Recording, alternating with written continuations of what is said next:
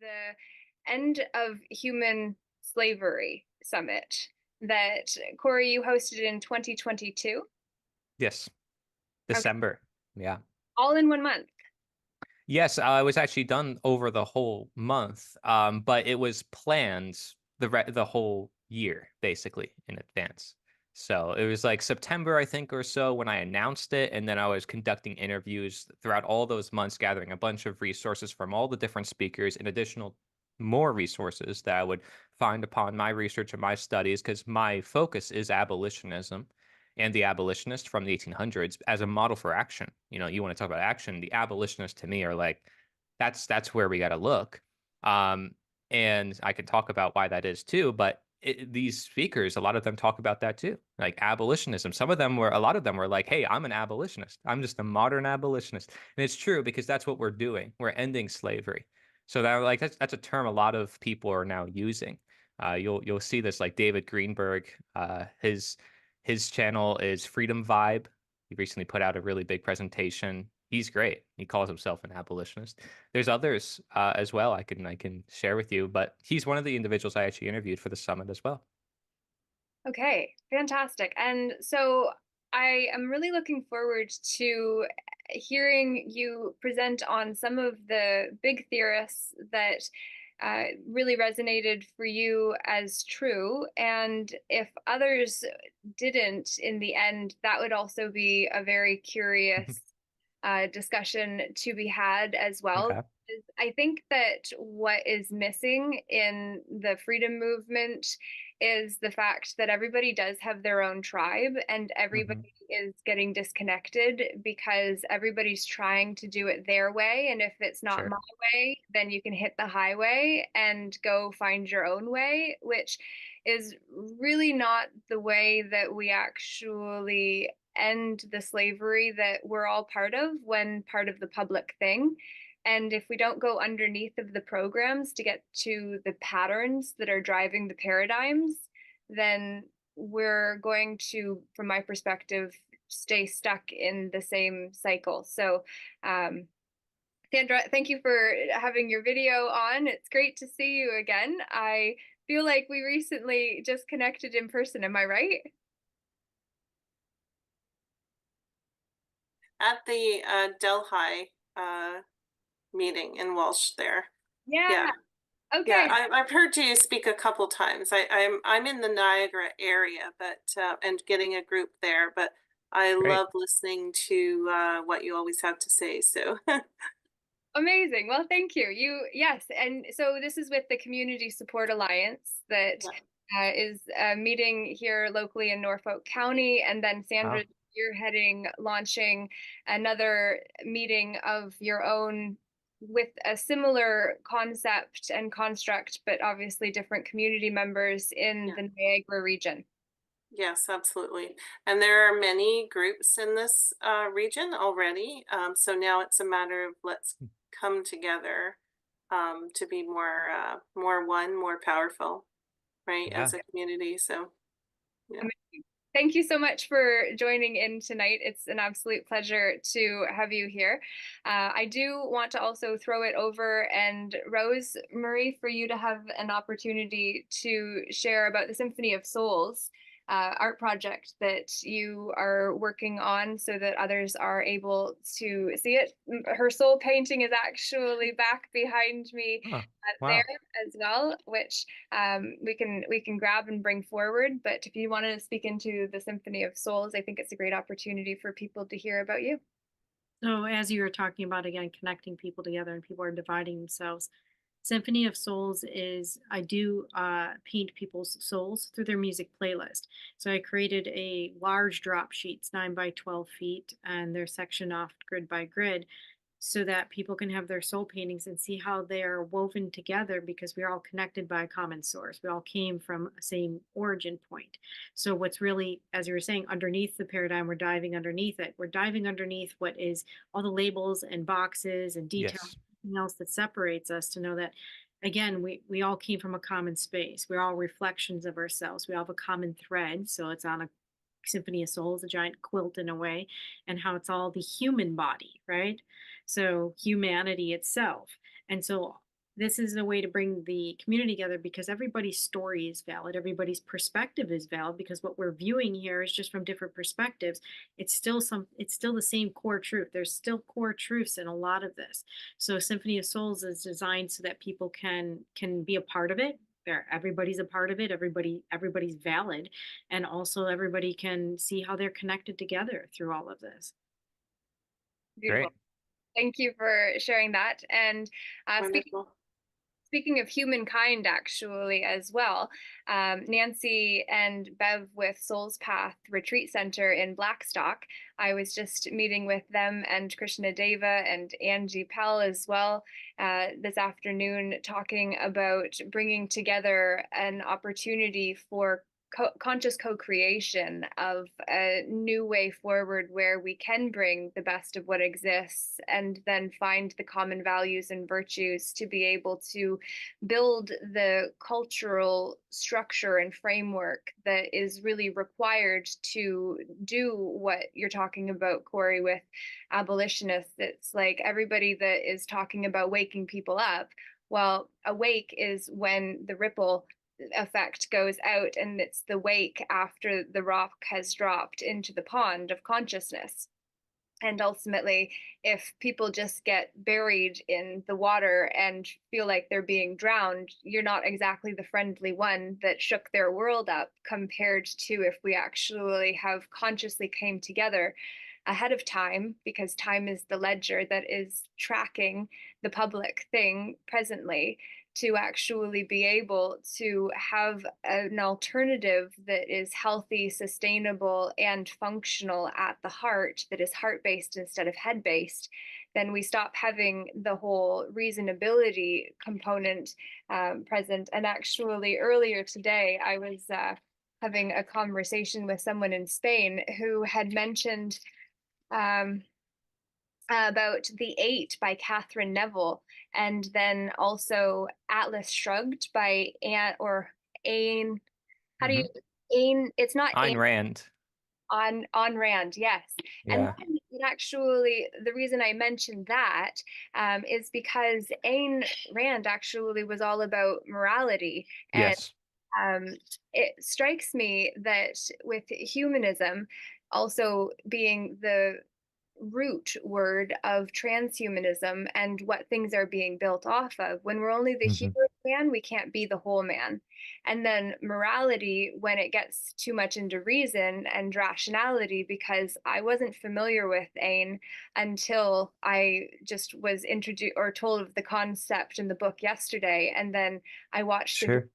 about it, and how there were all kinds of ways that we can delude ourselves with our reasonability and rationality, which is the ration of lies that ultimately we buy when we believe our own BS belief systems, to the level of then believing it's the way, compared to seeing there is a middle way that I don't believe anyone on the spectrum has really been able to fully grasp, when we're only just the hue of us compared to the whole of us.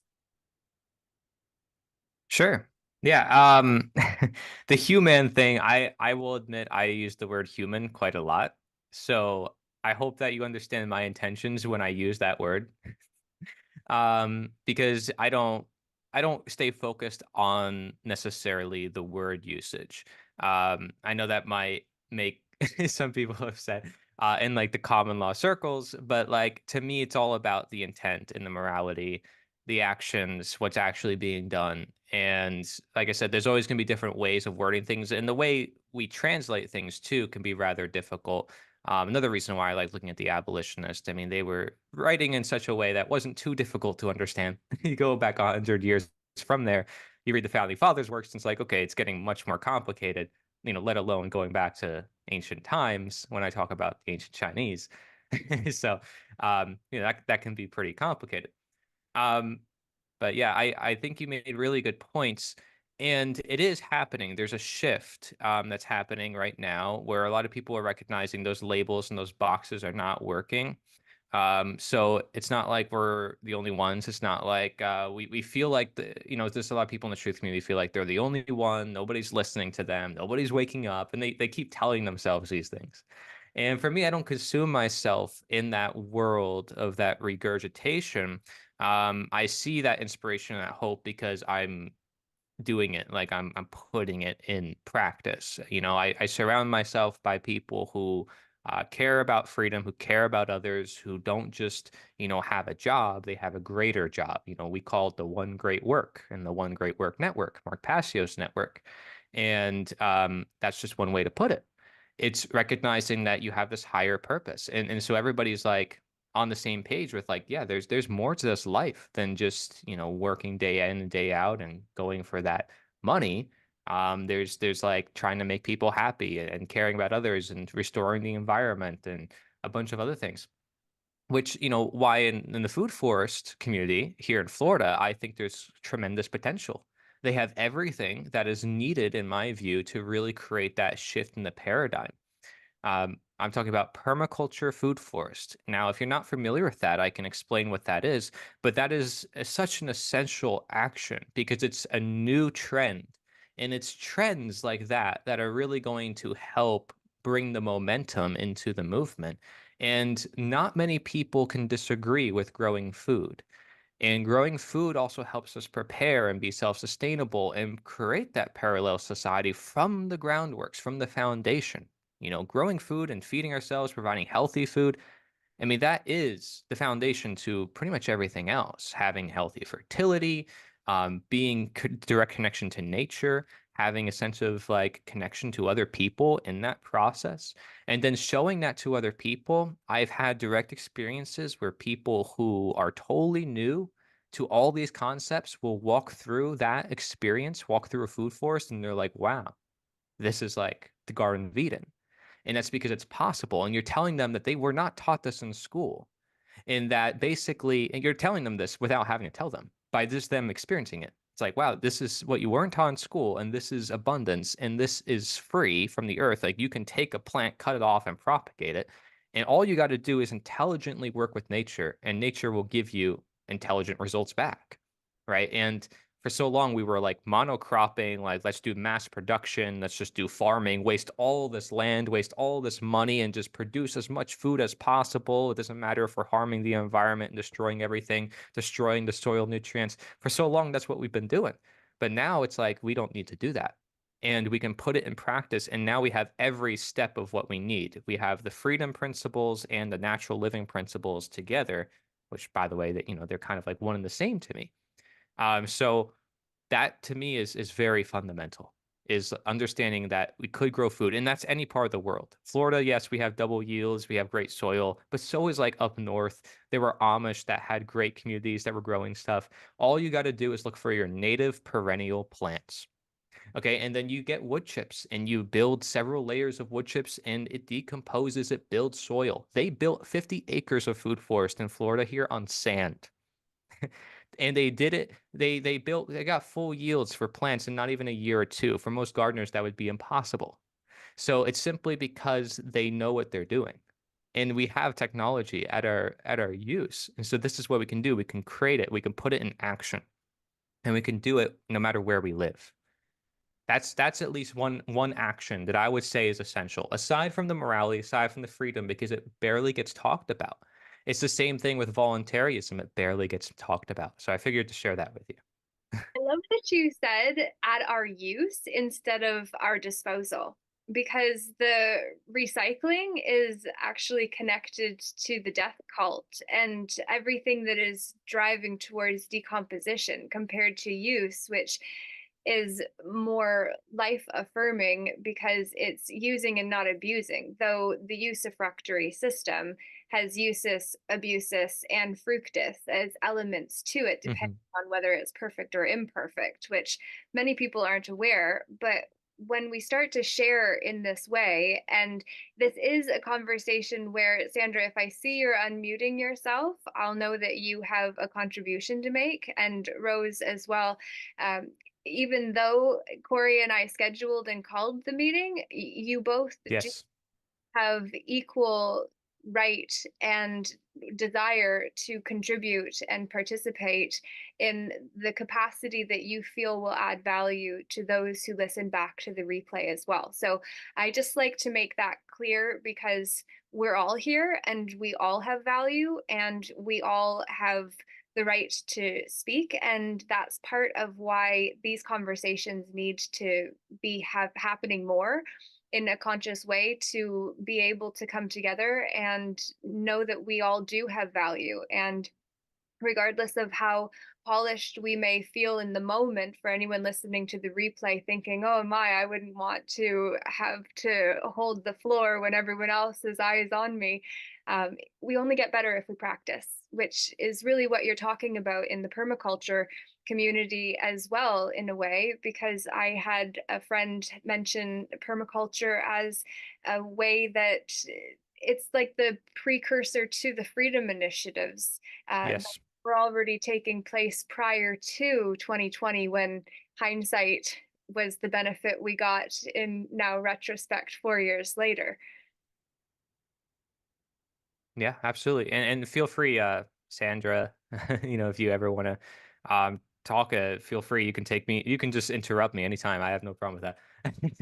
But it's small like this, there's no problem with that. As it gets larger and we get the meetings going more often, it'll have more ground rules, just so that we can play nicely together. But I think it's also an opportunity to see it modeled how we wish it to be as well. So with the groundwork laid for now, I'd love, Corey, if you wanted to maybe use your screen sharing to kind of talk about the summits that you ran, the ones that you gleaned the most from or got the most feedback from or on, controversy or benefits. I Okay.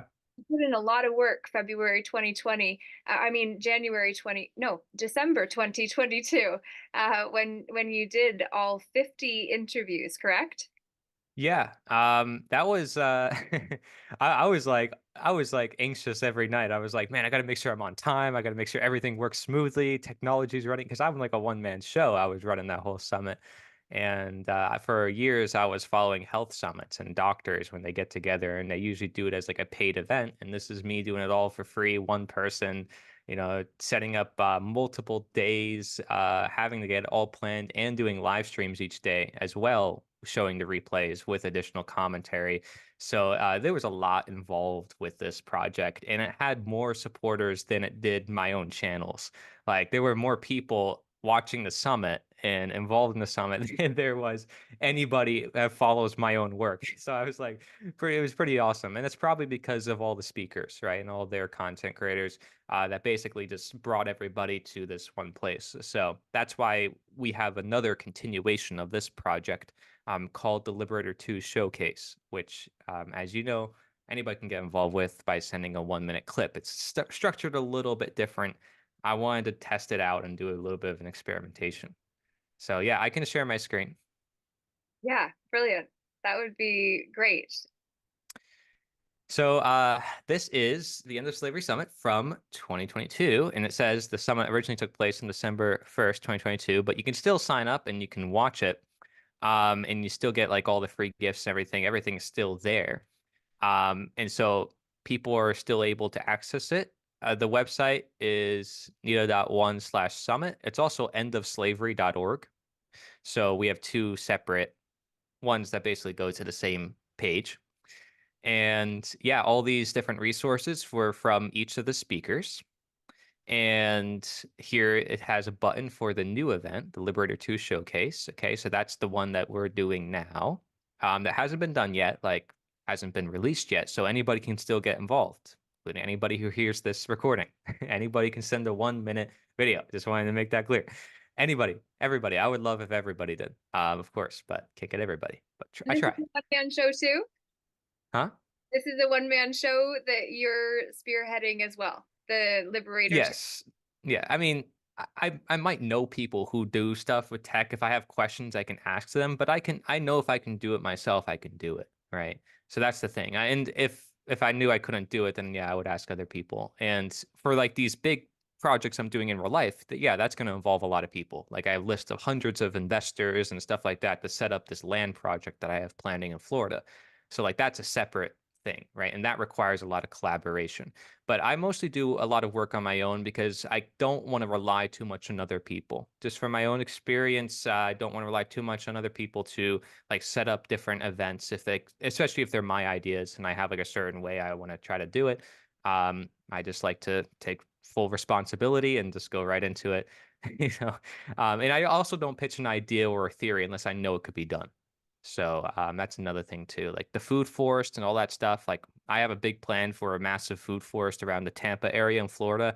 It's not a theory. Like I know it's possible because I've seen other food forests and where they've been, and they're willing to help us. So like I know it can happen. All we need to do is get the land. And so I'm doing a bunch of different networking because you're talking, it's just for a couple acres, it's several $1 million here in Florida. It's pretty darn drastic compared to other states. And that's probably because of all the tourism and the people coming down to Florida. But I know that once we have it, it's going to be an amazing site that's going to attract so many different people. So that's why I'm also very passionate about the permaculture because we're going to be putting it into action. I already have a bit of a food forest in my backyard, and I've had the experiences that I mentioned in other food forests, like Jim Gale's, who has the 50 acres. Jim Gale was not in the summit because at this time in 2022, I was not in Florida. I was in Pennsylvania. So I ran this whole summit from Pennsylvania. Okay. Will Keller, he teaches about natural law, which is a spiritual moral concept that is in like the Mark Passio community that talks about it being the solution. Like they say natural law is the solution. What that means is we teach people what their rights are or what is right as opposed to wrong and understanding how moral relativism is dangerous. In other words, you can't make violence right. You can't say that some people have more rights than others, and that's how we end up kind of in this mess with governments and the systems that we've created. We said, well, because they're an authority figure, because they're government, they are allowed to violate or hurt people because of their authority, because they're wearing a badge, because it's a law. And so natural law says no. You know, there are universal principles.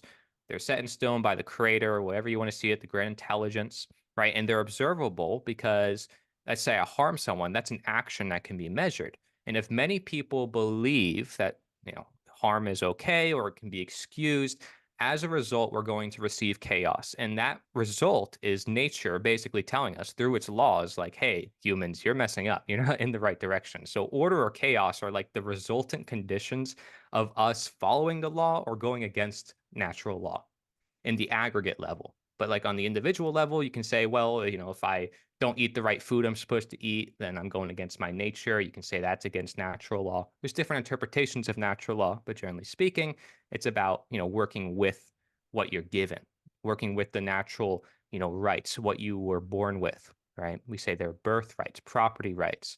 So when it comes to slavery, the main theme you're going to hear about slavery is ownership. And so when it comes to parenting, it's like, do you own your kids? No, but you help them so they can own themselves. You nurture them and you help their own self-ownership. You respect their self-ownership. So you're not going to violently dominate against them. You're going to help them learn about voluntary interaction and morality from a very young age. So like that's what Will Keller talks about. Because if we see in our society sort of the principle of correspondence, as above, so below, we allow violence in the systems of government and we allow violence in our own home and in our own home lives. And that can be very dangerous. It's very reciprocal. And that's, you know, you can say a natural law within itself. So he goes into all these different dynamics. Richard Gage, he talks about 9/11 and how basically that one event woke up a lot of people. So we wanted to showcase that as an example to say, hey, it's going to take certain events in people's lives to see that they've been lied to. Like it's not going to be an instant thing. It's like, oh, you talk to someone for an hour or 2 hours and boom, they see everything you're talking about. They totally understand that they've been lied to. No, it always takes something in their life, some sort of life experience, some sort of question that gets them to really think about things. And so 9/11 was one of those things. The 2008 market crash was one of those things. And you could say COVID is one of those things as well.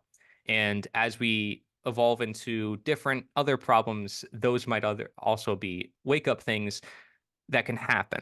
But we know what we need in those moments is people like us, everybody here that's listening to this, to just be there for others, be there as an option, have your food forest, have your knowledge, have your material there for those people, because in those moments they might be desperate and they're going to be looking for solutions. And do you want their solution to only be the government solution that comes along saying, hey, you're now independence and now you need our help? Because that's what's going to happen.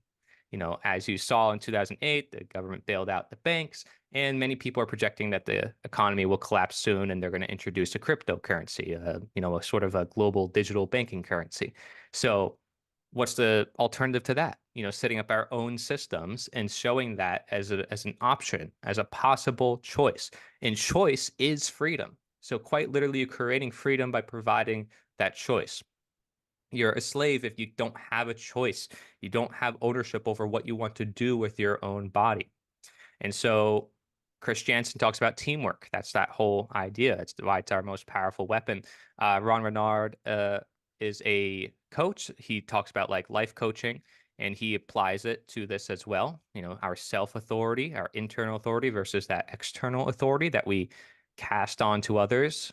It's one to say we want to control our own lives and try to like discipline ourselves, but it's another to say we want to discipline others and tell others how to live their own lives. There's boundaries, and you look this up too in psychology. What is a healthy boundary? What's a healthy relationship?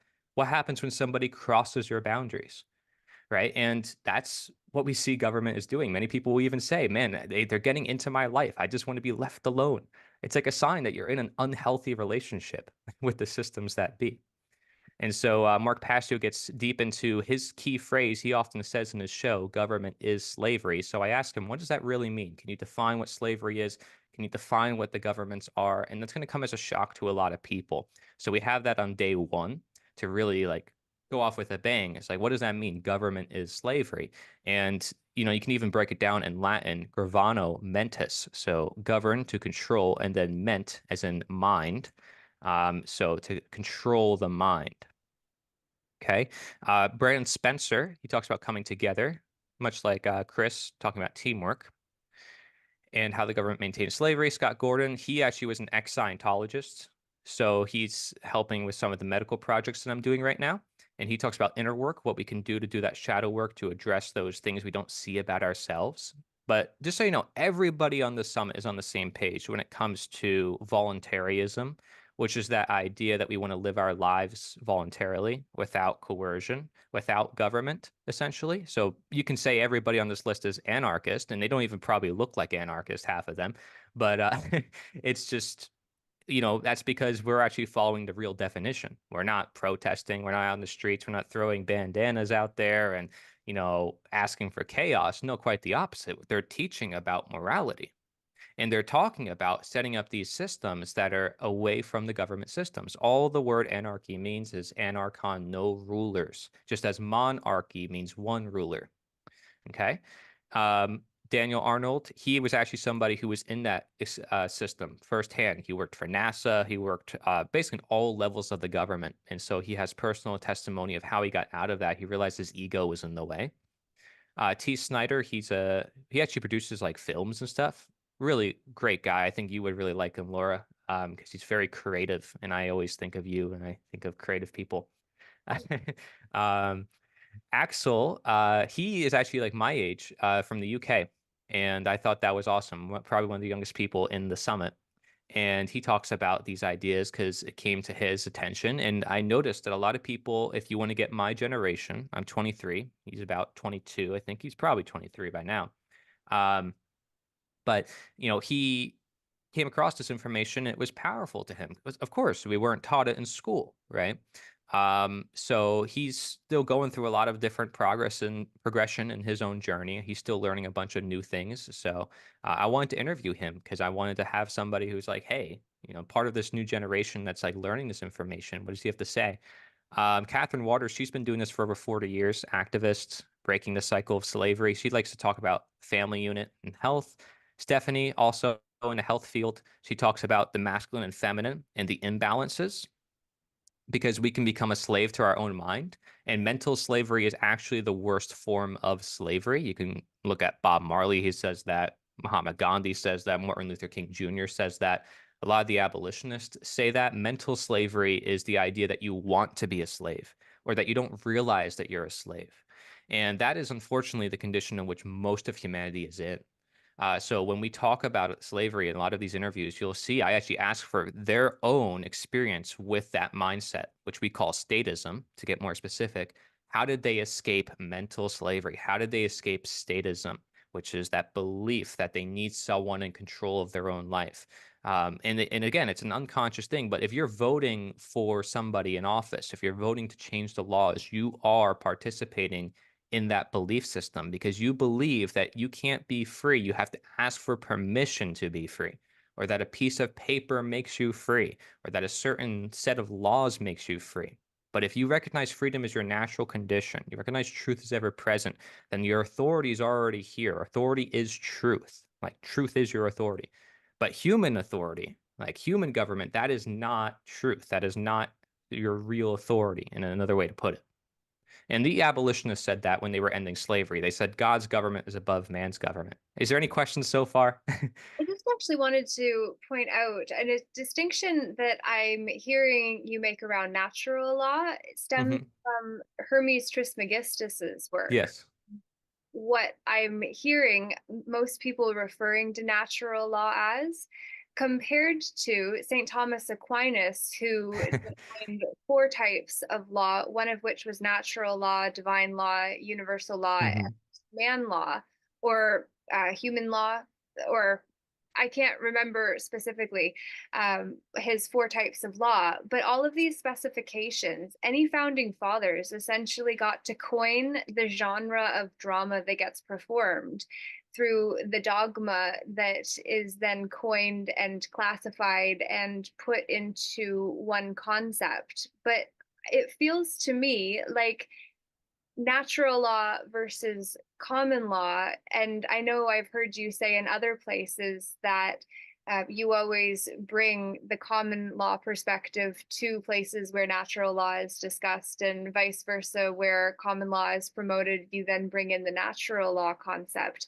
And it's just to say that anything that is outside of us is ultimately limited, specified, and is controlled in a way where the con for our consciousness becomes the troll of the sport game of sport fishing, which is where we're at.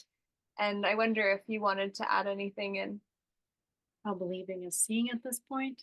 Our reality itself is what we see of it, what we believe and bring into our core, what we observe, and then that manifests around us into our reality that you see. So the more people that are believing in a certain system are actually manifesting that on a collective rate for us. Yeah, and the core we see as the CORE compared to the French spelling for heart, which is the COEUR. So the core of the heart. So when we actually get back into our heart, then we get out of our head, and then the BS of belief systems can stop dividing us, because then we're able to be on the resonance level of creation. Yes. That type of concept that you just mentioned, like getting out of our head, has a lot to do with like the Eastern teachings that I talk about with Taoism, which is a Chinese philosophy from like ancient times that I consider to be one of the most freedom-based philosophies that a lot of people in the Western world per se do not know about, right? So I definitely have a whole book dedicated to that topic, and I just wanted to share on the screen as well. This is a whole video I did on the history of natural law.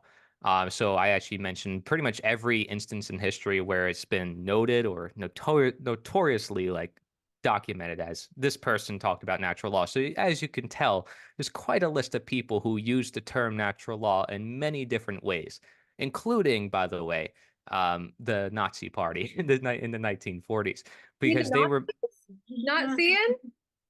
well, it's true because in you can just look at Hitler's book and he mentions natural law like 50 times because what he's doing is as an appeal to get people on his side. He's saying, look, it's part of your nature to put these people away because they're not part of your culture. Like it's natural to be with people who are of your skin color, of your culture, and it just goes against natural laws to not have that, right? And you can make a case and say, well, you want to be of your culture and such, but does that violate? I mean, does that justify violating other people's rights and pushing them out of the country and violating ownership? No, right? But they don't ask that question. They don't ever really challenge that. The governments all throughout the world for history, for till like since the beginning of time of governments, have always appealed to people and what they want to hear in order to gain their vote, in order to gain power. They don't go on stage and say, we're going to violently make you comply and we're going to use violence to get this done. They're only going to tell you the good things. They're going to leave out all the bad things. They're going to use all the bad things from the past to justify their present actions. It's very manipulative. What I was going to say is that is also the root word for, again, environment and men's minds. So when somebody is creating their environment, it's how they're creating it in their minds. So you're creating the environment of which to control, the government of what to govern, of the mental part of us. So it's controlling the environment that we're seeing too. So yes. Yeah. And Aristotle was one of the names that you had mentioned, and he actually wrote categories, which is where the legal fiction or the legal system gets all of the different ways that we're divided into sects, which are sections of the systems that are now being the genres of drama we perform with our sex with an X. Yeah. There's a lot of coincidences in the language you can find for sure. I just try not to stay stuck on it because you can go down a rabbit hole forever on language. But I agree. Like, for instance, permission and permits, right? Like, it's in common day use of language where people are like, yeah, I need a permit for this. It's like, you're saying you need permission to be free. And they don't see it like that, right? But that's what they're doing when they're using permits. And the slave, it was no different in the 1800s when they had to get a permit from their master to go from plantation to plantation. It's the same exact thing. They're asking for permission to be free. It's hands of the government or the corporate structure that ultimately have mitts on them, and then it's per mit that gets to have money passed to it in the transactions that change our mission to per mission, and we're then divided into smaller ideas of what's possible because now we're just focused on this mission compared to the whole mission. Yeah. Welcome, Barb. Welcome, Barb. Yeah, he's driving, so here you go. Beautiful. Don't get distracted. Thanks for having me. Yeah, wonderful to have you here. Thank you. All right, Corey, we'll throw it back over unless, Sandra, you wanted to chime in there. But if you're not unmuting, then I'm guessing, Corey, you can take the floor back. I will say at the end of the summit on the final day, which is day 14, 15, and 16, it was an extended 3 days. It's because it was action oriented. So the final day was all about action. So I list out a bunch of resources from a lot of the speakers, and I could show you that page as well. But yeah, these speakers, they each come from different backgrounds. I mean, it's just amazing. The amount of variety we had here with speakers, everybody was just totally different backgrounds, where they started conservative, liberal, libertarian, not political at all, in the health field, whatever it is, right? It's amazing. And you have everybody from different cultures, from different places. I interviewed a guy from Israel who's like, man, I don't know if I should be sharing this with you right now. I couldn't put his interview on certain platforms because of what he said. I was talking to people from around the world and it was amazing. So am I going to do this again? Maybe. It was really successful, as I told you. But now I have the Liberator 2 showcase, and the Liberator 2 is meant to be a project that any of you can get involved with that is weekly. So, this was like a one-time thing, and I could do like an annual type of yearly or, whatever. But the Liberator 2 is meant to be like gets people, keeps coming back because it's all about unity for me and like moving forward. This project was the launch. Right. From this project, we had over 1,000 people in the newsletter for the Liberator 2 already set. So I was like, all right, now this sets us up for the next project. And then that project sets us up for the next project. And we just keep growing and keep growing. You can't lose. You're only going to keep growing.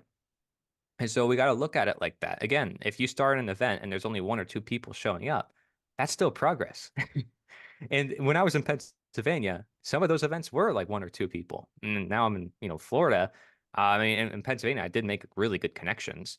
And those events grew. But now in Florida, like the minute I came down here, I knew what to do because I did it in Pennsylvania. And so I went to like all these different places and over 20 different places online. And I was just like, all right. And our first event out the door, it was literally like there was too many people. We couldn't actually fit everybody. And so that was just amazing. I don't take too much footage of my events because I don't want to keep, people's privacy. And I don't like necessarily ask everybody like, hey, everybody, this is being recorded because I don't know if that's going to make some people mad. But I do record sometimes the speakers for different events that I do. And the video I did on how to set up your own event in your local area, it's this one. It's titled How You Can Create Big Freedom Events in Your Local Area Quickly. And I share over 20 different tips and links and different places you can go from different backgrounds and even keywords that you can mention. Like I said, flat earth is one of them. Whether you like it or not, it's a way to get people in your area involved because the truth is they're more organized than 90% of independent media. The flat earth movement. And so like and a lot of them are somewhat freedom oriented. So whatever people think about them, at least they have organization and they are pretty much unified. They have the same model of like what the earth looks like, what goes on when you talk to them at least. And I think also people are quick to make judgments without talking and connecting with individuals. But yeah. I was just going to say that David Icke is obviously a huge Yeah. name. And so, how did you get him to participate in this? And what was your biggest takeaway from him, who was speaking out for years about what was coming and interested particularly in the most famous one on your roster so far as what I'm aware? Yeah, well actually I would say Brian Young is the biggest one here, but people don't know how much he's actually done. Okay. So just to give you some perspective, he's like a one-man army. This guy has like 5 different channels and nobody knows it's all just him. Right. Um he's got like right now his big channel on YouTube right now is Here's the Deal. Before it was High Impact Vlogs, High Impact Flicks, Grease Monkey videos, like it was a bunch of different things. But he also had the top 9/11 videos online. They each had 10 million views each, and there were 3 of them. He even ended up on local news for pretty much the whole nation when the Las Vegas shooting happened in, I think, like 2016 or something like that, because he was like producing videos talking about how, we have to question some things. And so, like, his face was literally on all the local news stations. Like, that's how big he got. So people don't realize how much work he's done over the years. And I have to give him credit. He was actually one of the first people to help me question my own mental slavery. Um, because he had a video that had 7 questions, and those 7 questions made me think a lot, especially as a young person who was new to politics, right? Because I always had nature as my message, and I was new to politics. I fell into that rabbit hole in 2016, very conservative, knew everything about Trump, and never questioned the morality of it, never questioned the foundations to my own worldview and the psychology of what was going on until I asked myself those questions. And I like to journal, I like to think. So it was hard for me. My mind couldn't wrap around. I was like, why am I asking these questions? Like, I never really thought about it. So I can share those questions with you as well. Larkin Rose has similar questions. There are 5 questions, and those are even more comprehensive. I would consider Larkin Rose to be the most expert, like of this entire list of speakers, when it comes to understanding the nature of this belief system. So if there's somebody that you want to research, or if you're a reader, read his book, The Most Dangerous Superstition. Probably the best book I've ever read. And the most relevant book for the future. And I think his ideas that he's talking about is inevitable because he understands it much like me, that like there's a evolution in humanity and this is where we're heading. There's a superstition that we've held for thousands of years, just like the abolitionists when they said, hey, we've had slavery for thousands of years. It's wrong. We can end it. Well, here's another superstition we've had for thousands of years, and we recognize it's wrong, but we just never addressed it to realize it's wrong, to act on it, and realize that we ourselves disagree with it, but we don't realize it. So it's actually absurd, and it sounds weird to say that. It's like, wait, we're upholding something we don't want. Why would we uphold it? Well, it's because we were trained to ignore it. We distract ourselves away from it. And politics is that distraction. And it's that symptom management that will forever keep us playing a game against one another without looking at the root cause, which is why I've got together with a bunch of medical practitioners who are looking at the psychology of this, because it has to do with like the Stanley Milgram experiment. The Stanley Milgram experiment was a banned psychology experiment that is not allowed to be reproduced around the world, where they had somebody follow the commands of an authority figure, and they were willing to electrically shock their fellow man to the highest voltage, the everyday person, up to a 95% compliance rate of everyday people willing to shock their fellow man just because an authority figure told them to do so. And scientists did not understand why they would do that. They were like, why are people willing to just throw their conscience in the trash, willing to just do what they're told? And Stanley Milgram, the doctor who ran the experiment, said that if in America we had Nazi camps, just like they did in the 1940s, it would happen exactly the same way. Because that mindset of subservience and obedience is exactly still in the populace as it was not even 100 years ago. So that feared him because he's like, wait, we still have the same mindset that happened in World War II. So what we're trying to do, like with this whole summit, this whole event, is literally to prevent World War II. It's not an understatement. And politics, and nobody in politics, from what I'm aware of, talks about it. But Larkin Rose and Mark Passio are probably the two biggest names that talk about it. David Icke talks about it through a more spiritual lens. Brian Young talks about it through like a more like different like cops and like local like events that are happening in the world, stuff like that. So you said World War II, and then my head, it was just like, you're talking about three, right? And then I realized that I just did the 666 gang symbol, and it's like, whoa. So Yeah. that's part of my expression, and yeah, it's insane that people are not aware of the subcultures, because when you were talking about Taoism or Taoism, when I was in university, I actually took a countercultures course, and I wanted to do my report on for one of my essays. I wanted to do it on "You Can Heal Your Life" by Louise Hay, because it had been a big influence for me when I was in high school and then coming into university. And my teacher actually then redirected me to do a report on Taoism. So I did my report for the countercultures course on it, actually. And that was my first introduction to it. So Yeah. roundabout, here we are. There you go. But see, there's so many complexities, there's different ideologies and stuff like that. And here's me just saying how simple the root cause to all the problems in the world is. It's literally just that belief in authority. It's that superstition, as Larkin Rose calls it. It's literally nothing else. It's not the laws, the people we put in office, the system that we have to figure out, the language, the paperwork. That's like, it's none of that is actually the root cause. It's so, as simple as there's literally just a belief system that we all hold that we've just been trained into because the Prussian school model was literally invented to do that. And the guy who invented it literally said it was meant to destroy free will and made to help you, become more obedient and not become a doctor, not become like the new innovator that's creative in society. Basically, I could pull up that quote too if you want. But I have this all like in some of my books and different projects I'm doing. I am revamping my old slavery book that comes free with the summit. And we're going to be making that like triple the length. And I'm going to be including a bunch more abolitionist literature because people don't realize the abolitionists said everything I said. They were not just trying to end chattel slavery, trying to just free the black man. It was not about that for them. To them, it was about the truth. It was about a spiritual evolution, like what we're talking about. It's like they were very religious people, a lot of them.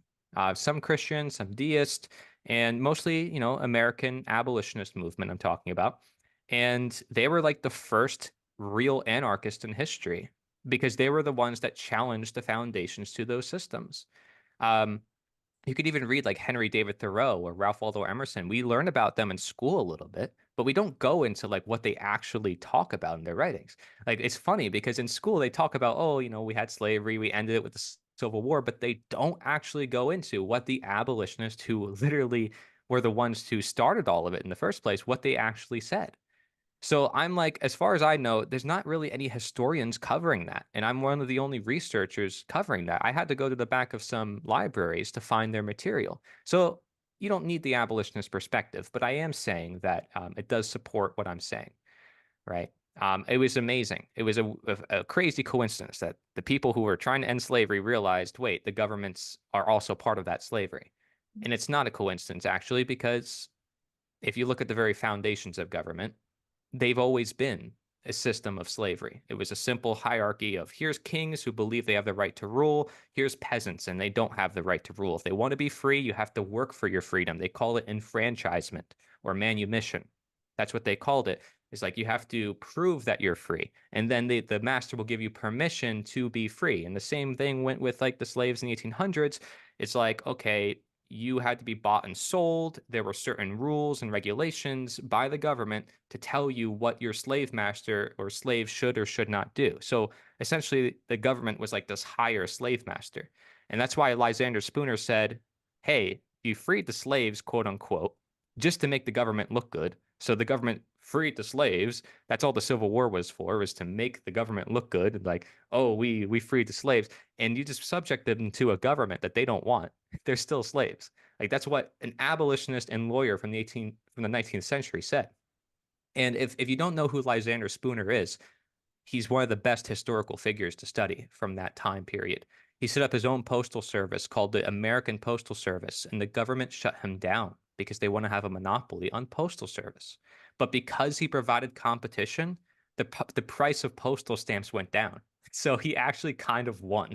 Like we have to give him credit. He actually helped with the prices of the postal stamps in this country just by providing competition. And he was a lawyer, so he knew his stuff. He knew he wasn't against the law. Kind of like now, all these people who are using paperwork who are like, I'm following the law. Look, it says it right here. It doesn't matter. If there's people who are order followers, who are willing to use violence, who believe in other people's authority, it doesn't matter what you have right in your worldview, what laws you say you have right, because that belief in authority will create violence to anybody. That's the truth. So Mark Passio's name came up earlier this week from someone else as well I was having conversation with, and it's in relation to the private membership associations that essentially are smaller houses that are not under the larger house of the government, because now it's claiming right for internal governance instead of external governance. Yeah. Mark Passio's name was referenced in terms of going towards him, and I don't know Mark, but if you do, he would be a really fantastic connection. I'd like to learn more about the private membership associations and how to actually step out of being under the government, because right now we've also now got another overlay of the government now being an international version of that which before was national or provincial. And so it's getting another house on top of the house, because as you had mentioned about the liege lord and then the lords and then the vassals, which are holders of title over top of the peasants within the manorial system that became a feudal system, we're dealing with the same pattern being replicated when it's in the hierarchy of the hierarchy. Yeah, it's an involuntary hierarchy. There's hierarchies all the time, like in organizations, business places, schools. It's just the difference is which one is voluntary, which one is not. Government has always been an involuntary hierarchy. And by the way, there's some people who will say that the state is not government. There's a difference between those terms. There's going to be people who fight about terminology all day. Like I said, that's not my focus. And actually, Mark does not really talk about PMAs. So you might be thinking about someone else. No one in this entire summit talks about paperwork as a means of a solution, because everyone here is pretty much on the same page of like, you don't need the system. The system is the problem. The system is not natural. It's not moral. If you want to create a moral system, it's got to be based on voluntary interaction. So everybody here is a voluntarist, which again is like real anarchism in the definition of the term, but we don't use that term because it tends to like draw people away and cause a lot of confusion. So the term voluntarism was created as a result of that. And, you can find information about that online. But I in the summit every day there's different resources, there's different videos. I can go to the last day, but you could also sort by topic. So if you want a certain thing, you can. I do have one speaker that talks a little bit more about like paperwork, because he was a friend from Pennsylvania, so he's under the miscellaneous section here at the bottom. But he was a little camera shy, and he was like new to being on camera, so probably the most shy of everybody here. But everybody was great, honestly. All the talks were good. And so you can see like even there was a guy I talked to about medicinal mushrooms, and theogens and spirituality, privacy and technology, education, economics, history, health, shadow work, creativity, the concept of like self-authority, which is sovereignty, right? Super reign, above rulership means you're the ruler of yourself. Funny how the rulers actually call themselves sovereigns, but like we would recognize ourselves as sovereign because we rule ourselves. You know, more wordplay. Activism, natural law, more like personal experience, and then stuff on community, and then what is slavery. So like those are the topics, and it links to each day. And then the final day is action. So 16, 17, 18. Whoops, before I said 14, 15, 16. I was off. Um, this guy, I love him. He's from Pennsylvania.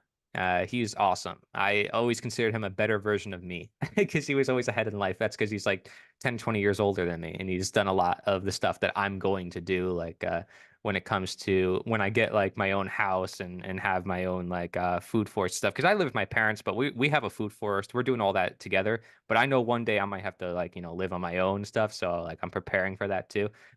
But like he's already like one step ahead. He's married, he's got kids. I'm like, man, I'm not there yet. Um, one day, right?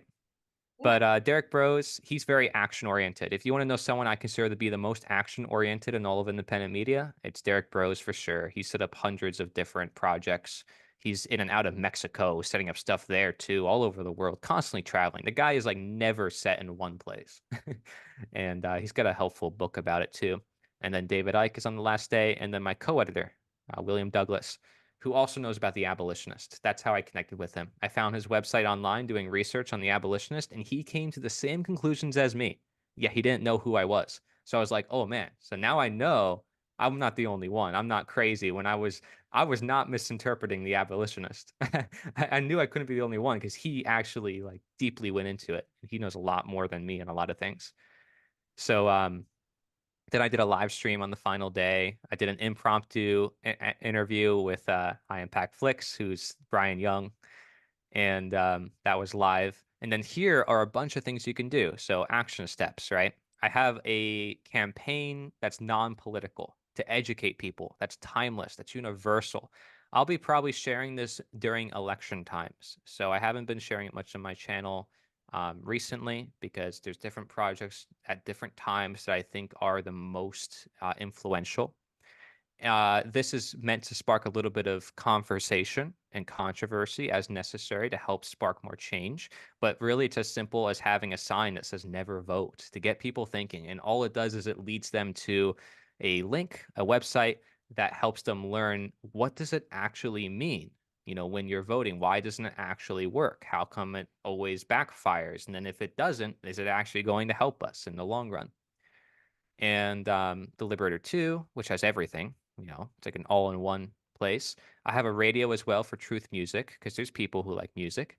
There's letters you can send to politicians if you think that they can change their mind, but you shouldn't be so stuck on changing the people at the top since there's millions of people who follow the few. So my work and a lot of the work of everybody in the summit was with the everyday person. There's a nice moral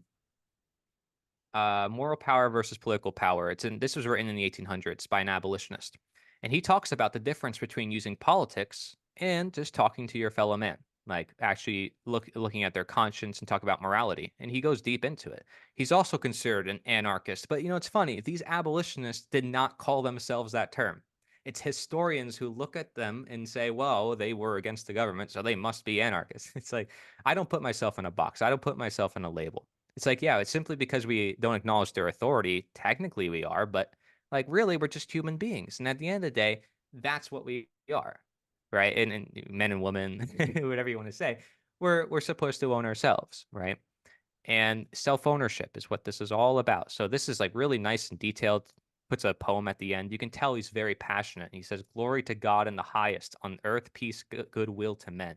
So you read a lot of the abolitionist literature, very passionate people, to say the least. Okay, but that's just one example of an abolitionist text that we don't learn about. Okay, and Lysander Spooner, if you want someone to debunk the Constitution, Spooner's also good at that. Moms for Liberty, Make Americans Free Again, MAFA movement, the States Assembly. I mean, these are different groups you can network with to set up events locally, and you can use Eventbrite, Meetup. That's all on here. Um, how you can create animations, Freedom Cells, how to find more local people, the Greater Reset. I think they had like their sixth one. What are they? Are they on number 5 or 6? They just did their number 5, Greater Reset 5 manifestation. They're focused on action, definitely. And they go in Mexico. It's an in-person event, but it's also streamed online. Very awesome. You can see it says permaculture and food independence, agorism and parallel networks. Agorism is actually just another word for voluntarism. Agorism is essentially the idea of free markets, like working together, trading, setting up these systems, take back our tech. A lot of people talk about, getting free from Google, getting free from those systems as well through technology, and then building free and conscious communities. So I would say very aligned. These are not people who are fighting each other. Nobody in this voluntarist community is fighting each other because they all see the root cause. They see what needs to be done. And, you know, there's so many different strategies and everybody's really open to that. It's not like you have a lot of infighting. I don't see that in this community. But not a lot of people know about this community. That's the only unfortunate thing. So, but it's growing. And the reason why people don't know about it, by the way, is because it's not profitable to not pick a side. It's not profitable to, um, you know, be truly independent in a sense, truly like free in a sense, not playing the game. So everything's here. I don't want to go too crazy, but like I even made a video on like the 4 steps that I think are necessary for total freedom, like in the grand scheme of things, resources that I use, my video editors, everything people are curious about, how to talk to people. This is very important. You want to know how to talk to people and not get them offended. Let's see if this will load. Oh yeah, he might have changed the website address, but it's called Candles in the Dark by Larkin Rose. It's a course that he made to teach people how to talk to others who are closed-minded. Highly recommend it because he goes into the psychology and what causes blockage in people's mindset. He even made a diagram and a bunch of helpful resources. And yeah, that's it. We have literally every type of thing, even stuff for helping the homeless, a learning course if you want to like become more of an entrepreneur, food supply, helping the police if you want to help educate them about this, um, creating your own music. I mean, I tried putting in a lot of different things onto this one website, and that's not even counting all the resources on the liberator.us, which I created 1 or 2 years after this whole project. So definitely action oriented. And I just mentioned like 20 different things. Politics only gives you one option: vote. Change the law. It's like that's not changing people's minds. If you want to change the world, you got to change the minds. Yeah. Again, mental slavery is the root. You got to change the mind. Yeah, in 2020, Jared Wade out of Utah and I actually collaborated on bringing artists together, and we created album 22, which was 22 songs of artists from around the globe who they submitted their songs after participating in bi-weekly summits in order to actually bring together community with artists at a time when all the concerts had been canceled and people's communities were dashed, which meant identities were being damaged. And so we put together the one summit, and then that album came out in 2021, and then we also did a second one, album 22 plus, which came out in the next year, so 2022, and we're working on doing another one this year, but the details need to be fine-tuned, and so that one album 24, but the title isn't stuck specifically, but bringing artists together. But my desire is for the artists that participate to do the inner work so that then the frequency of pain and trauma and all that we've put into the music when we're communicating isn't then being the resonant frequency that people are feeling when listening to the music, because ultimately Yeah, if you're processing your own traumas and you're doing it vibrationally through the music, the people are feeling that without necessarily consciously having any understanding what it is that they're actually. sure. So that Music part, is powerful. absolutely. The cultural shift, like the slaves would sing songs on the plantation about their freedom before they were free. I know that sounds like a really weird comparison to make to what we're doing now, but how many songs do you hear from the 80s, 90s, or 2000s? And today, maybe it's a little bit worse from like the mainstream perspective, but um, like how many of them are talking about freedom and like loving others and loving and peaceful world? It's like everybody wants it, everybody talks about it, but they don't know how to achieve it. I want beauty and peace on earth, it's like but at the same time, let's condone violence by government, the hidden violence that we don't see, that we allow through taxation. Simple things like that, taking money that doesn't belong to you. But that's perfectly fine. And yet we want a peaceful, loving world, but let's not challenge the problems. It's like the people who do yoga and they're all about spirituality. Love yourself and love everybody, but let's not look at the problems that are quite literally preventing that. See what I mean? So there's work to be done in every community, but that's when they reach this stage, understanding natural law or voluntarism and these concepts I'm talking about, like mental slavery, however you want to look at it, statism, um, that's it. It's over. Everything falls apart. And you don't need like everything is on a question. Everything is their mind is just like boom, because you got to the root cause. But instead, most people are like trickling down. Like, let's look at this symptom, that symptom, and then I'm going down this rabbit hole. Now this rabbit hole, now that rabbit hole. It's like you get to the root cause, everything just falls down on its own. Yeah. And that's literally what I saw with talking to a lot of people in the summit. Like, how did you wake up? Oh, I watched Mark Passio's natural law seminar. I had this life experience. I listened to Ron Paul. And although he was political, he started letting me asking questions about it. And those questions led me down this path. It's like certain things like that. Yeah, well, I just last Tuesday did a presentation with the Freedom Lovers Canada call that I posted to my Peaceful Inner Warriors United channel on YouTube, which I've called the theory Hyro's Prism, which is Mm, essentially Hyro was a tyrant that Xenophon, who was the founding father of generational warfare, he wrote about a tyrant whose life was no better off than the peasants and paupers that he was governing. And ultimately, if we actually look at it from a survival archetypes perspective, we all have a victim, child, prostitute, and saboteur within that is hmm being played by the system that keeps us scared and in survival mode, absolutely. compared to if we actually flip the pattern so that then it's in its empowered side and now sacred, where those scared archetypes then become the guardians. Yeah. Figured to share since you mentioned that we have a whole series like on Carl Jung. If you just do like a quick thing like on Carl Jung, a search on the Liberator website that I have, like you'll see we have a bunch of articles talking about that, the destruction of the individual by Carl Jung, the worship of the state because people treat the government like God, um, and how they treat it like a cult, and how the state actually promises utopia. So everybody thinks like people like me are utopian for promising that they can literally just live in a voluntary world. I'm not saying how that world looks. I'm not telling you how it's going to be structured. I'm not saying there's a master plan. And yet, that freedom is fearful to people because they want to have everything figured out. Like, oh, it needs to be a certain way. And there needs to be like, I need to know everything that's happening. It's like, that's the problem. If you study Taoism, it's like that idea of like you said, also getting stuck in our headspace. Like we think we can plan out and subjectively cast what we think should be the world and how we think everything should run. And in that process, even if we think we're correct, we end up failing because we're not to be the one to do that. Like nature is spontaneous. The Taoists would call that Wu Wei. It's like everything happens on its own.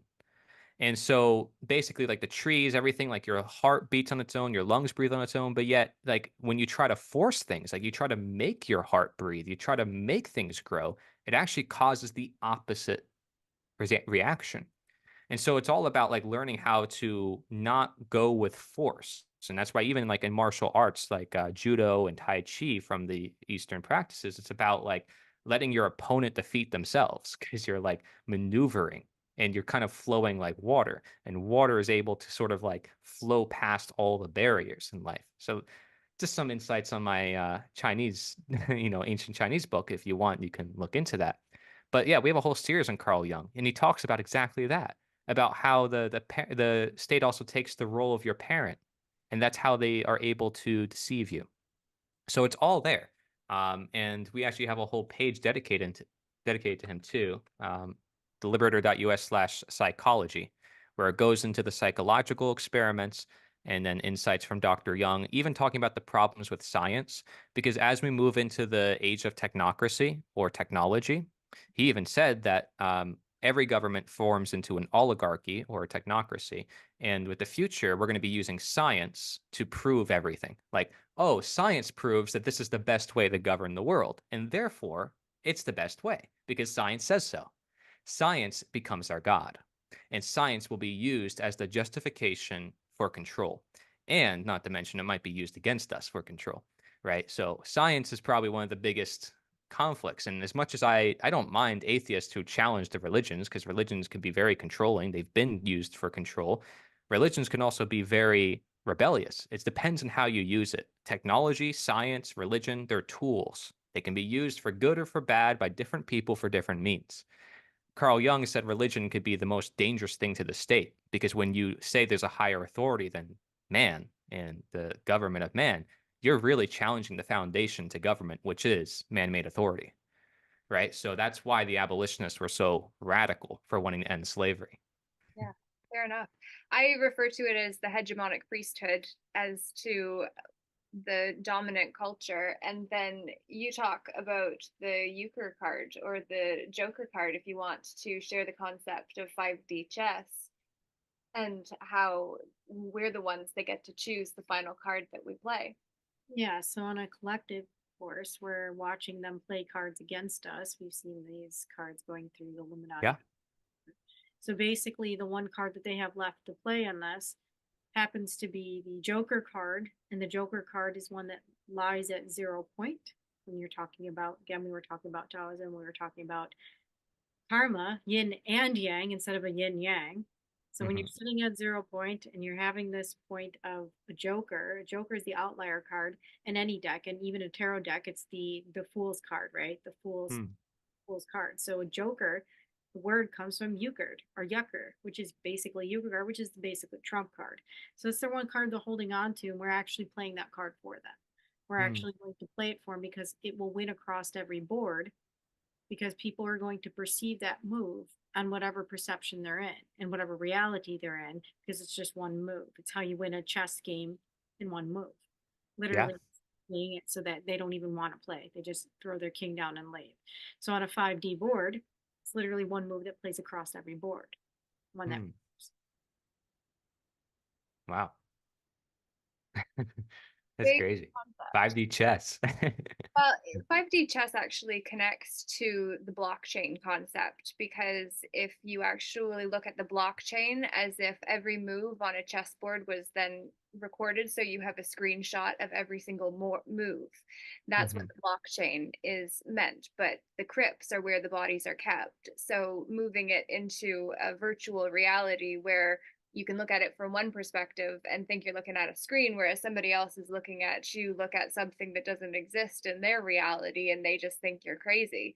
It's just like this 5D chess game that's taking place. I don't understand it as well as what you do, but every time there is a second layer created, then you're moving on all within the multi-dimensional layer cake of now, essentially. So one piece on this board, but it's actually also moving them on every board above and below. And then it tracks forward too, if I'm explaining that well. Yeah, so basically, if I move a pawn on my board, it actually is going to hit every other board, but it may move the king or a bishop on somebody else's board. So it's actually creating what you would essentially call a multiversal effect. Whatever didn't make with that first pawn move. Maybe you didn't move it. Maybe you moved Are another there one. videos on this? There's actually, I believe there's a game called 5D chess that actually Mm, start with this and it fractals the boards out. And then yeah. you're literally trying to play all the boards and look for whatever move you can make in this particular board that will butterfly effect each one. You don't Hmm. want to put your queen in jeopardy on one board Right. because your pawn you moved over here. So it's how you're calculating each move. And then, like I said, there's literally just one move you can play to end all the boards. So it's just one move on a full Yeah. chess. Basically, if we look at each one of our universes, we're a universe, but we're all sitting here. So now we're a multitude, so we're a multiverse. But also, we have choices within our universe that we didn't make. We have Hmm. those are projected out. Our emotions, our energy emotions project that out. So those are variables that of life that we haven't lived in this now, but we are able to access it because it's still part of us. So now we have a multiverse and a multiverse. We have a multiverse here, and then we have our universe, we have our own multiverse. So by calculating how a particular move would be made, like I said, if anybody follows the game, follows their card game that they're playing, the Illuminati card game, whatever, I'm using that as a reference because we see that us and them mentality that they're throwing at us. Their card, they actually don't control on this one card. And they've already Groundhog Day played this game before. We've already watched it. We've already Yeah. watched it in 2020. It's literally happening in a mirrored version now in 2024. So therefore we would know the outcome and all we have to do is play their card for them because they're not in control of it anymore. We already know that outcome. We already know that we've already won in a way. Why else are we here? We already can come back to unity consciousness, which is 0 point, which is now seeing it as a yin yang, a whole from all perspective, instead of seeing it for black and white, yin and yang. It's not there. Sure. Whole. Yeah. Absolutely. That's a good point. It's kind of like when they say there's like polarity and then there's beyond is like the Tao, right? Which is that way. It's like that unnameable thing. Right? It's like beyond it even says it's beyond the concept of God is that concept of the Tao. Which is I find quite amazing. I had a friend who said he had an experience and he saw light in his body. He said to him, because he died in his lifetime, that's what he said. Um, to him, he saw God, he saw light. And so I was like, well, what about the darkness? Does that make the darkness any evil? I think it's because if without darkness, you can't see light, right? So for me, it's like you, and then you look at the Eastern writings, they look at darkness as that feminine figure, that conceiving. And so I find that interesting. It's like there's the mother of God, which some people might call Mary, is like the great mother of all things, is what the Taoist point of view says. And then beyond the mother and beyond the father, beyond the masculine, the feminine, the light and dark, you have the Tao. So I thought that was an interesting correlation. Based on that, my friend's personal experience with seeing light, and we always look at Jesus and like as the sun, like the sun, quite literally as the light. And I know Mark Pastio talks about something called astrotheology, where quite literally the Western religions are considered sun religions, and the Eastern ones are considered like more of like the moon, lunar religions. So it's quite interesting seeing these different perspectives. I'm not going to claim I'm an expert on them and I know everything about it, but I definitely have interest. I definitely do a lot of like my own nature introspection. Laura, I went back on your channel several years ago, and well, before I get into that, I feel like, oh my gosh, it's like, what is he gonna talk? What is he gonna say about my channel? That's good. I wanted to ask Sandra or Barb if they have any thing they want to say or anything. Is that okay? Yes, please. I'm gonna let my cat in if you don't mind. Yeah, If he's still, so I'm just gonna mute us and I'm gonna do, yeah. and I'm listening. I was just curious if Sandra or Barb, if you have any questions or anything you want to say, feel free. No questions on my part. I'm just listening in. I have a lot to learn.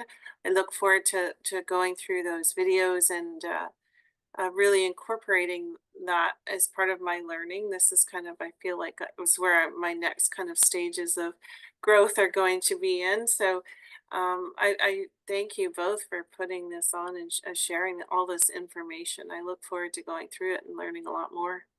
Yeah, I think like one video will be a lot, like really powerful. Yeah, Like I you can don't see you don't that need the to go. content. Well, like you don't need to go through all of them is what I'm saying. Is like what if you go through like probably the Mark Pass interview on the first day, that's powerful enough, you know, Yeah, and you go at your own pace if you feel like you need more information, different perspectives. But like I said, everybody's pretty much on the same path. Like when it comes to right. understanding, there's not a lot of division in the Yeah, voluntarist community, and everybody has Mhm. done that shadow work. So there is like work that you have to do more so on yourself than it is, you know, trying to yeah. look for a solution externally. And there's people that have a lot of personal experience to share stuff. And like I said, there's people from different backgrounds. So yeah, if you find interest, you just click on whatever you want to check out, and you can go to any day of the week and just, you know, browse around. It's one of my most favorite events, anything I've ever done. And I did it all for free too, so that's nice. You know, you don't have ads or any paywall subscriptions or anything like that. I think what's nice too is with younger generation, like to be able to wake them up to these concepts, because I feel like the younger generation is not fully, not all, but from what I've seen, not fully present.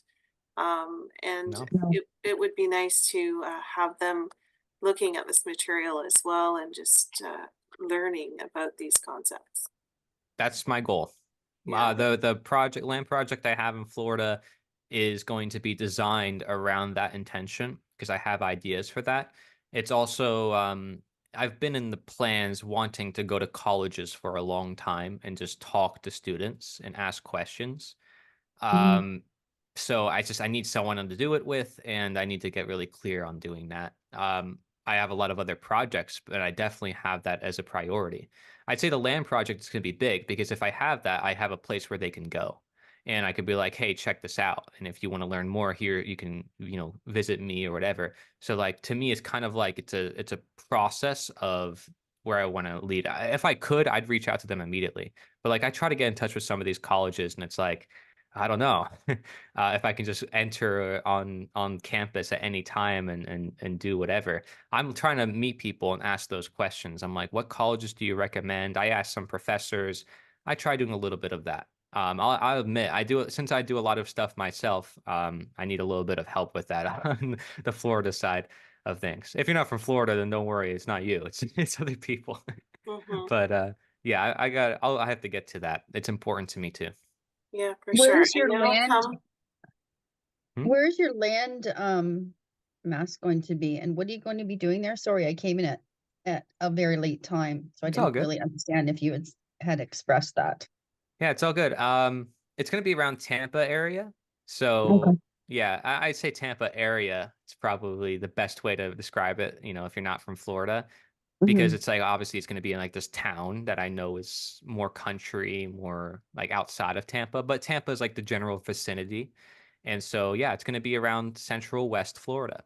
And there's already so many other people who are doing it up north, like in Florida, and Central Florida, more east side. No one who's doing it around here. And like I said, land is in the millions for just a couple acres. So it's not an easy Yeah. thing. I have to do a lot of networking and seeing if some of the people who've been here for hundreds of years want to perhaps use a small portion of that land to put into something like this. And actually, I've met some people who really like the ideas, and I think we're going to do it. It's just give me a couple months, and I think we'll be there. um, So wonder- what exactly are you going to be doing on that land, like mhm. in 30 seconds? So we're looking around maybe 10 acres. If less, that's cool too, because that's a lot of land, and you can do a lot with just 1 acre of food forest because it's very concentrated. And plus, like 1 acre will probably be around 75,000 to 100,000 just because of how much plants you put into like Right. to a food forest. But I'm gathering all the material so I can create this as a model for action for other people, such as yourselves, to do this in your Hmm. state. So I will try to make this easier for you guys once I've done it myself. The Okay. goal is to create a community center, not a place necessarily for people to live, because people ask me all the time, like, hey, could I Mhm. live there? It's like, I'm not trying to create a neighborhood. Okay. Oh, no. As much as that sounds great, intentional neighborhoods tend not to work out because you have all this strict, like, you know, oh, this is my property and blah, blah, blah. It's much better if you have like, let's say, friends within 5 miles of you. And I'm just letting you know from like what I've heard and the people that I know who've tried setting up communities. But this is meant to be an educational place. This is meant to be a place where people from my generation or anybody can come and do events, where health practitioners can practice, where people can just socialize and in like an alcohol-free environment, find some sense of purpose and meaning in their lives. So to me, it's like the all in all. It has everything. I could have it as a headquarters for Mhm. my newspaper. I could have it as a place to do videos and recordings and interviews. Like it's just everything. And so like that's my goal, is to integrate all the solutions together. A library slash community center slash tea shop or whatever, like let's do it. And that's Mhm. that's the goal. And if you want more information, I have a playlist on my channel about that project, and I'll be providing more updates as time goes on. That sounds a little bit like Edgefield in Portland. Is it Portland? Yeah. And I think Jim Gale's working on something like that Yeah, in Jim's helping me. Boynton. Yeah, Boynton Beach. Yeah. Yeah, Jim Gale, he's like, I would say, helping me because like Yeah. he's the one who really started me on that vision of the inspiration of like setting up a food forest since I visited his property at Galt's Landing. And Yeah. so I was like, I got to feel it out in person. It's another to talk about it, another to feel it out and actually experience Hmm. it. And Right. so when I was there, that's when I had a lot of those experiences, and I was like, yeah, this is what I need to bring here. And a lot of people Yeah. feel that way. Yeah. I'm hoping to stop by and see him in April just to Yeah, check it do out. it. Do it. Yeah. He's super cool, always open, and like he wants to help other people set up these projects. If you tell him, "Hey, I want to start this up where I am," that's great. Like and like I said, we're gonna try to make that easier for people. He's got a council of 12 that he's setting up, and then there's like a bunch of other things they're trying to set up, and they're raising Mhm. millions of dollars, and they're trying to get it all like streamlined so that way everybody can do this in their area. And Right. I'm working with them to try to make that possible too. So Hmm. yeah. Oh, that's awesome. That's great. Yeah.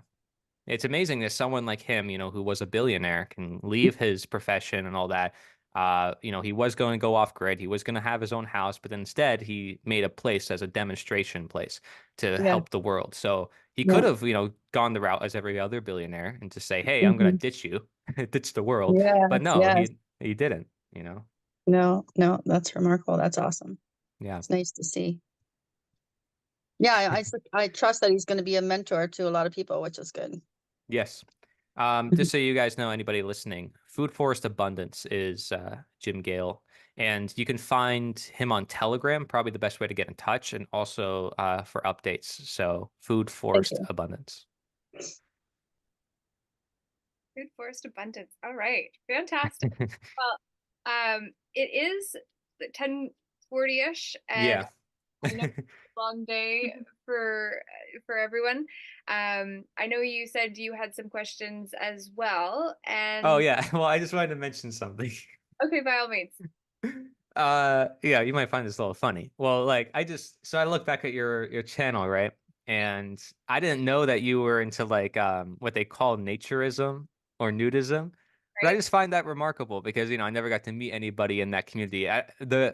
The county that I'm in Florida is known as the nudist capital of the world, and there's apparently like more nudists here than anywhere. I haven't like met them, but I've seen events online for stuff. And I'm like, I just thought it was interesting because I meet a lot of people from different backgrounds. I haven't met anybody like that. You're probably the closest I got. Like, I don't know if you still follow that or not, but I just Well, thought it was cool I never because did.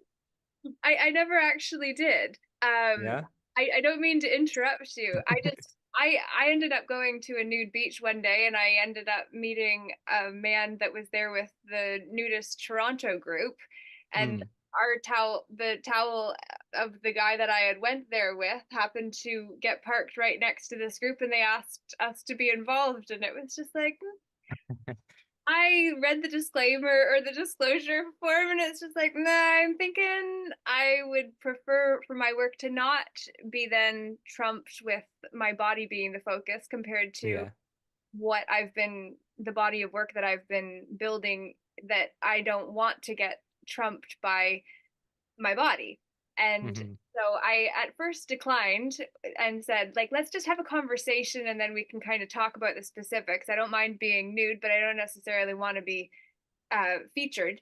And then Yeah. I laid back down and it was like, for God's sakes, Laura, you were just sent a photographer. And I was just like, all right, let's go. So then I got involved, and I did a photo shoot while I was there. And then I asked for more information. He's like, well, I'm not the one, but Stefan Deschen, he's actually the president of Naturists Club, and he's got the Bare Oaks Nudist Resort as well, or Family Naturist Resort. I need to get the name right. But I'm looking over here as well because we've got Boo Ross, who actually paints in the nude as well. Hmm. So she's got a Patreon and sometimes does painting in the buff. Yep. Yeah. People do that on like Twitch and different platforms. Somehow yeah, I don't know, like they bypass the terms of service. But yeah, it's interesting. I just wanted to say, like, it's an interesting approach. I'm not against it, is all I have to say. I'm not like totally obviously for it. I'm just saying I'm not against it because obviously my message is nature and I understand where they're coming from and I think it's great. Obviously, when it comes to like how you approach it with force, it becomes really difficult, right? Just like anything else. Like I said, the intentional neighborhoods sounds like a great idea, but with force, when you try to get everybody together and you try to set up a perfect town community, it can get messed up. So like I think those are both great ideas and they have to do with the truth that we talk about in ways that we don't see. What I found really interesting when I went to the resort in order to do the interview with Stefan, that is my most viewed video, naturally. So it's the only one I've got, Oh my I goodness. don't know, over 60,000 views on or something, that none of my other videos have more than a few thousand, but that one is the one that continues to get returned to. But what I found really interesting about that visit was you have to get naked in the parking lot and then you walk in naked. And it's just like, I live my life in a naked way.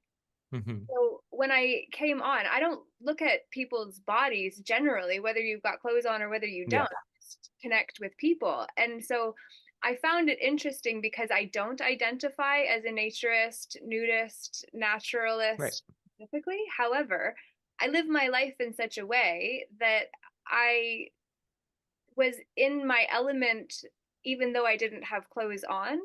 And so I found it interesting because I would love for people to be able to experience that experience without having to necessarily undress as well, because obviously everyone's comfort zone's Yeah, different.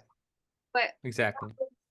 a very conscious experience that I had when I came in, and it being about the body, but for me, it's just a way of life without necessarily having that as a natural part of my life. Sure. Yeah, I think there's value in it for sure, and I think it goes overlooked. But but yeah, I totally get you. I just wanted to get your view on it, and I know it's interesting. Because I just, our society is so desensitized to a lot of things that have to do with nature. Um, I mean, people look at me strange when I just talk about raw milk or like, raw eggs or people do raw beef and tartar in France. There's people who do raw fish and sushi in Japan. And these are some famous dishes. I do beef tartar, a lot. And I sometimes like have like raw steak. It's the same thing. It's not like a crazy thing to people in our communities because it's like, yeah, we've seen other things that are truthful, but to the average person, it's like, well, what are you talking about? You know what I mean? So it's just as you see more, you're just getting back down to nature. For Yeah. instance, like I sleep on the ground. I don't have a bed anymore. And I know it sounds weird, but like that's another thing they did back in like in Asia. And people who suffer from a lot of back pain, look it up. It actually helps them. People who don't know how to solve it, it's because they're correcting their spine. And I worry about my posture because, I'm sitting in this chair and I'm always typing or whatever. So um, I thought that was quite interesting. I do experiments here and there to test things out, to test the theories. Well, tonight has been a beautiful experiment, and I'm grateful that we five wound up here live. So, thank you, Corey, for making this possible to have got this happening in the first place. Rose for coming over, Sandra and Barb for each showing up and participating and adding value, because each of us do matter and have great value to contribute. And if you're not already part of the Peaceful Inner Warriors United Assembly group on Telegram, I'd love for you to join. Corey and Rose and I are in there. Sandra, I believe you may be, or are you part of it yet? I'm not sure, actually. I've got so much going on in Telegram right now, so I will definitely find out, though. I feel like I am. I just have to put it in a different folder Yeah. so Well, I pay attention. You're more than welcome. Peaceful Inner Warrior United Assembly, Barb, if that is of interest. We would love to have you there, and we do keep it a con video game free environment so that we limit the amount of external drama and can instead focus on creativity instead of reactivity, is the intention and desire for it. And with that, I will ask Corey for a final word, and then we're going to round out the night. Nothing much really. So I talked a lot. I don't know. You can go to the liberator.us. That's the main site where I am most active, put out a weekly newsletter, and I provide updates for everything, land, project, and different resources, new knowledge, everything that to me has not been created is meant to be on that platform. So basically it's a one-stop hub for everything freedom. Beautiful. Yeah, so the liberator.us. Love it. Thank you. And have a fabulous night, everyone.